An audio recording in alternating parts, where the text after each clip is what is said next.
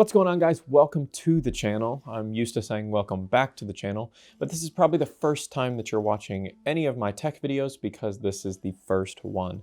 You may know me from the Bachmann, Chevrolet, Subaru, Volkswagen, and Auto Group channels. I do car reviews on there for Bachmann, but I'm also super into tech. So I wanted to kind of try my hand at doing some tech reviews. I got my hands on the brand new iPad Pro 2020 model. So this is the 4th gen model. And I have the original iPad Pro from all the way back in 2015. And I'm gonna be doing kind of a direct comparison.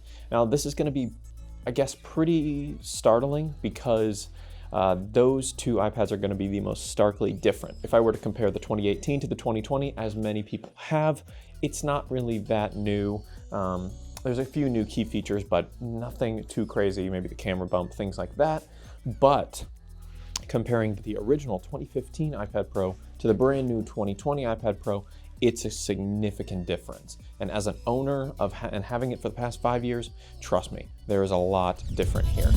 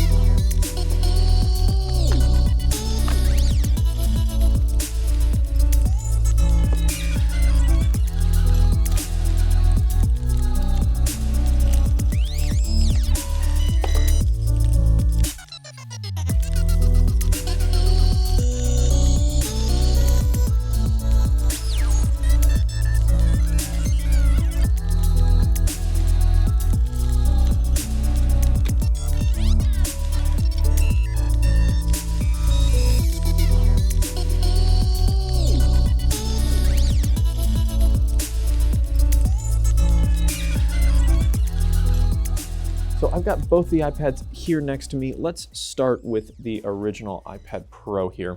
So like I mentioned, this is, let's turn the brightness down a little bit. This is the 2015 iPad Pro. Now I went ahead and reset it so we would be on a level playing field here, but this has 128 gigabytes of storage. I never even got close to filling it. I just don't do a lot of pictures or video on it, mostly just watch Netflix, you know, type some papers, things like that. So I never got close to filling that, but it does have LTE, which is huge because I would use it to watch YouTube videos when traveling, things like that. So having LTE is a must for me. So I did get it on the new one as well.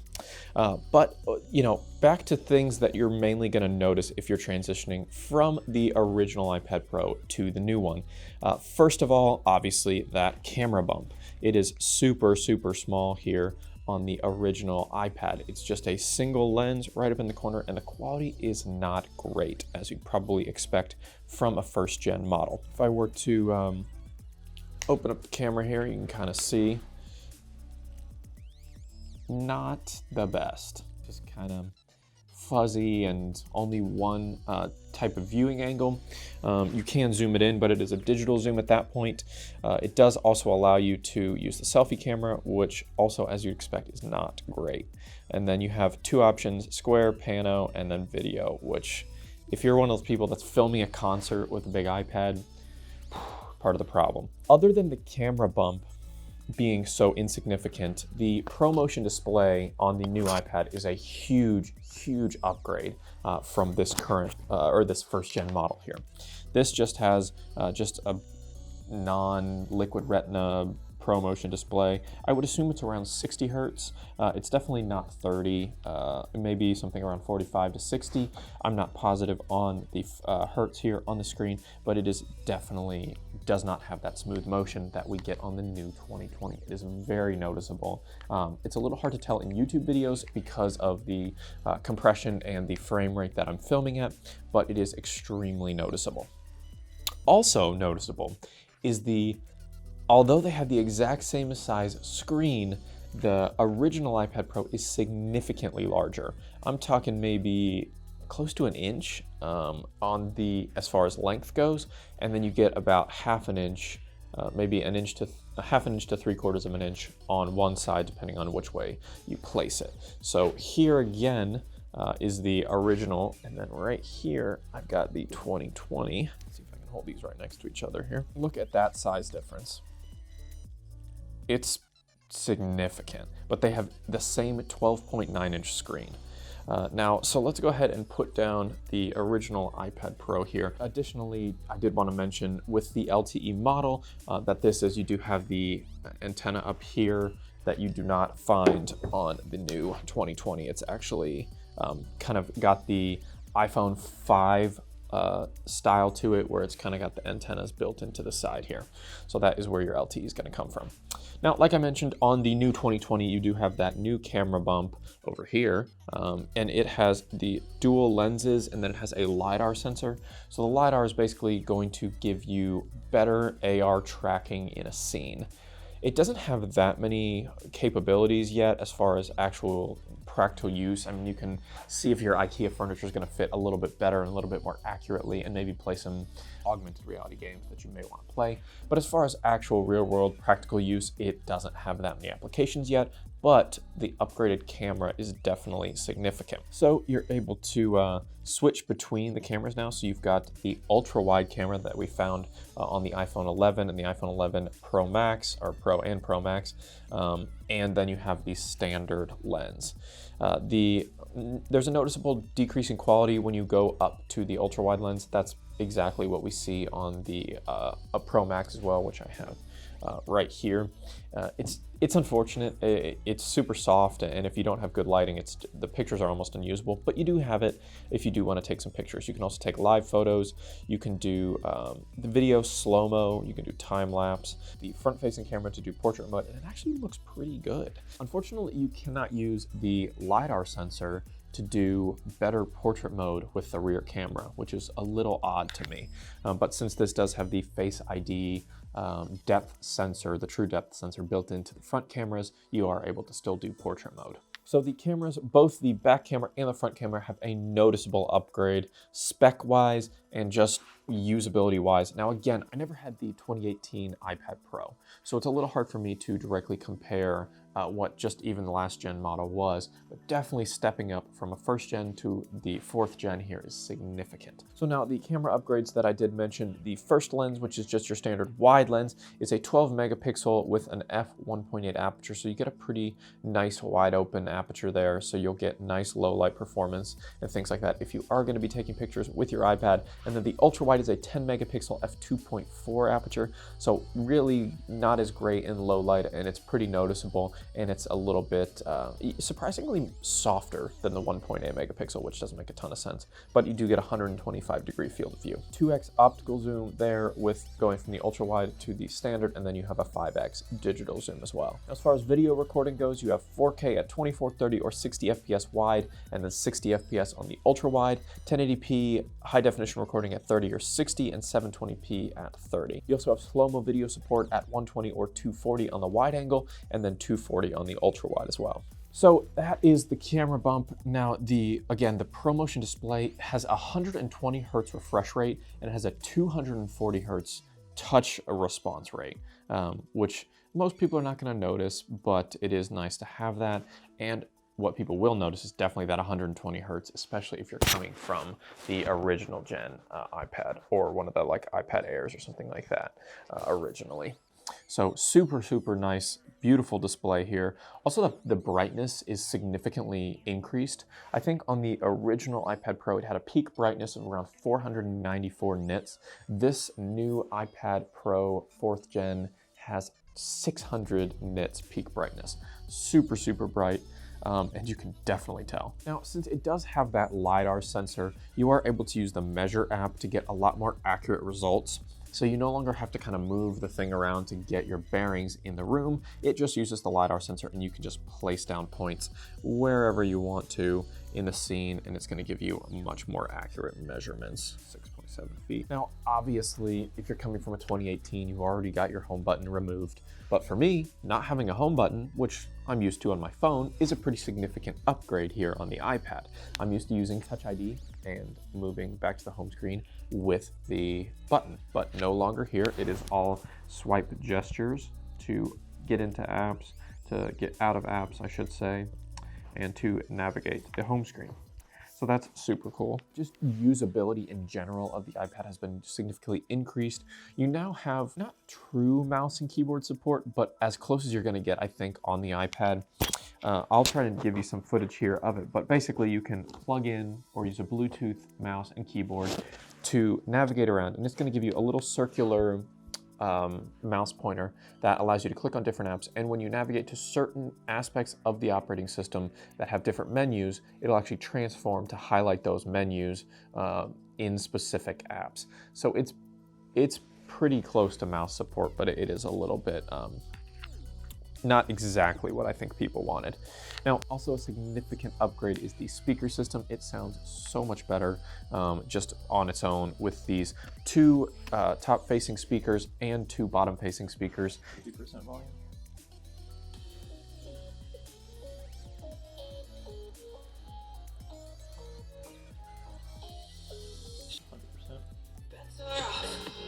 I'm gonna find my way tonight. 50% volume.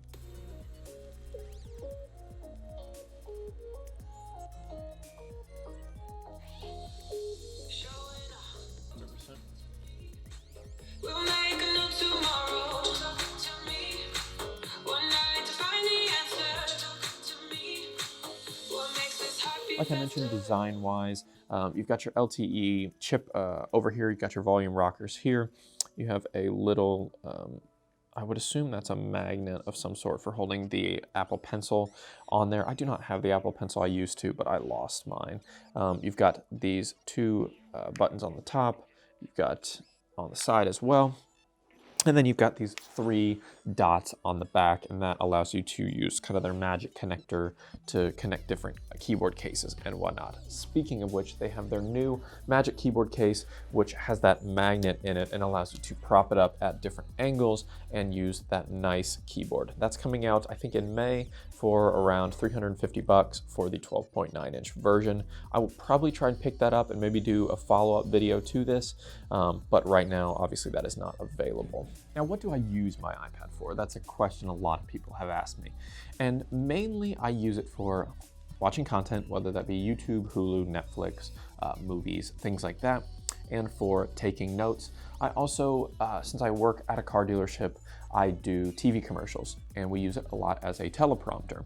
So it actually has a lot of functions, and I think having that keyboard case would be super nice to be able to type out the commercial scripts and things like that. But as far as a content watching system, it doesn't change too much going from the original iPad to this one, other than that faster refresh rate on the ProMotion display and that peak brightness and the speaker system. So nothing too crazy as far as an upgrade goes, but it's just so noticeable. Just holding it in my hand, I can feel that it's smaller, it's lighter, it's faster. I can just feel that speed. Now, speaking of faster, it does have an upgraded processor over the 2018 model. Now, there's a caveat to that. It's the same chip, they've just unlocked an additional core. So you're gonna get some better graphics performance, whether you do music editing, light video editing on it, things like that, you're gonna get better speeds there. But as far as actual noticeable raw performance, I don't think there's that much of an increase that you're gonna notice. The Wi-Fi connectivity on the new iPad for 2020 is 802.11ax Wi-Fi 6 support. So if your router supports that, you can use Wi-Fi 6 with this new iPad, but there aren't that many that support it quite yet. Now, one of my favorite things about new iPads in general, and specifically since I have it the 2020 iPad Pro versus the original iPad Pro, is that it now charges via USB-C. It also just has one port, so if you want to connect any hard drives, which I have USB-C hard drives, so it's super convenient for me, I can just plug it straight in. And then if you get the Magic Keyboard case, it also has a USB-C port built into it, so you can connect to power and then connect to drive as well if you want to edit or things like that. USB-C to USB-C cable. You've got an 18-watt charging brick here, and you have an additional ability to upgrade to a 30-watt charging brick for fast charging, which is super convenient, and I probably will do that. But just having that and not having to use a lightning connector is super, super awesome, because most of my other devices, non-Apple, are USB-C already. So not having to invest into different chargers and have all these different cables coming out of every which way is super convenient. Now, as far as battery life, Apple is stating that you will get 10-hour battery life when surfing the web on Wi-Fi, and then 9 hours when you're using Wi-Fi and cellular data to surf the web. I don't know what that translates to as far as watching content. If you're a big YouTube, Netflix, that kind of thing, it tends to drain my original iPad's battery much faster, or doing FaceTime or something like that. But you do have a built-in 36.7 watt-hour rechargeable lithium polymer battery inside the 12.9 inch. Now, inside the iPad Pro 11 inch, you've got a 28.6, 28.7 watt-hour rechargeable lithium polymer battery. Now, I do have the 12.9 inch model, but there's not that many differences between it and the 11 inch model. So same pixels per inch, but a little bit lower on the resolution. But other than that, they have the same peak brightness, the same anti-reflective coatings, all that good stuff, same camera systems and everything. So really, it's just a preference. Now, since I did just unbox this today and just start using it today, I can't really give you a life with the iPad Pro 2020 versus the original right now. But if you do like this video, drop a like on it, and I will be sure to make a follow-up video after I have this for about a month and talk about the differences between life with the original iPad Pro and life with the 2020 4th gen iPad Pro. All right, guys, and that is it for the all-new 2020 iPad Pro. Drop a like on the video if you loved it. Tell me in the comments down below, what's your favorite new feature? Do you prefer the original? Do you prefer the 2018? How about the 2020? Let's have a conversation about it down in the comments. And don't forget to hit that subscribe button, and I'll be able to cover more tech like this. I love making car videos. If you want to check those out, I'll leave a link in the card above. But I'm a huge, huge tech nerd. That's why most of my car videos center around technology. It's really what I enjoy most about products in general, and I would love to bring you guys more content like this. So hit that subscribe button, hit the like button, drop a comment below, and I'll see you in the next one.